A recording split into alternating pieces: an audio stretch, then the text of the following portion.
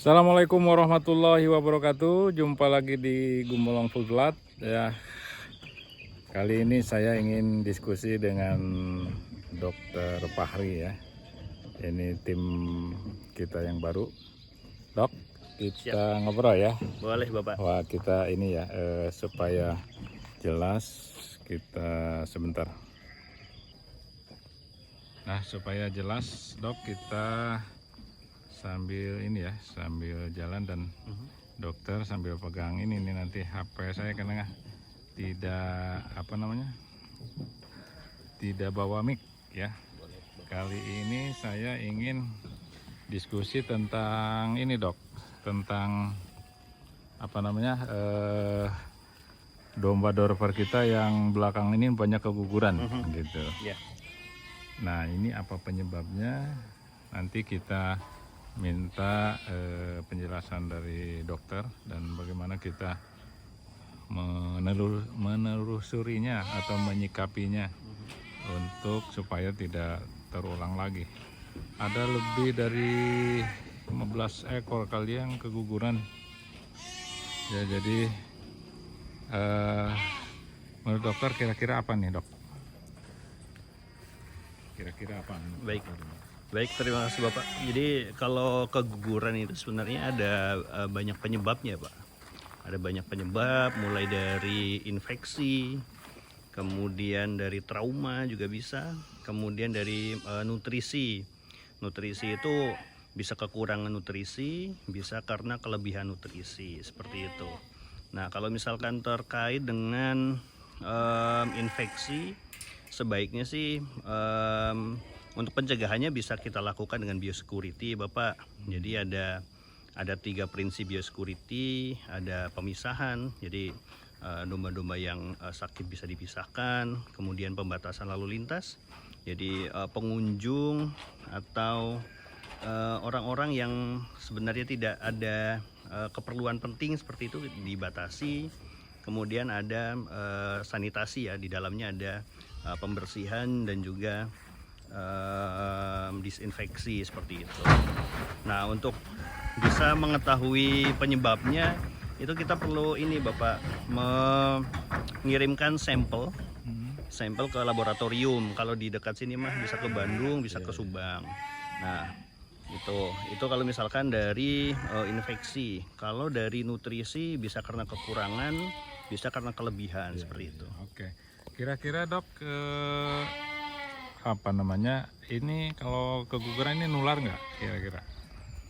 Ini kalau misalkan infeksi bisa menular. Jadi penyebabnya ada bermacam-macam, bisa bakteri, bisa virus seperti itu.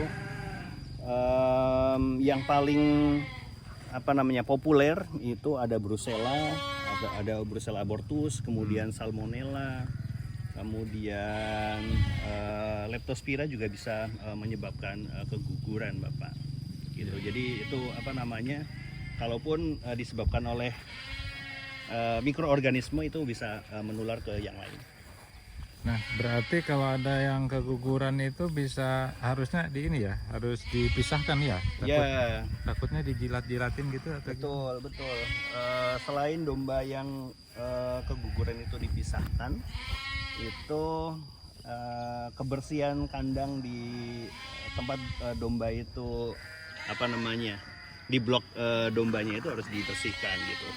Ya. Itu menurut pengamatan dokter, ini asumsinya nih, kan dokter juga baru 2 minggu sini ya, jadi kira-kira itu penyebabnya apa nih Dok?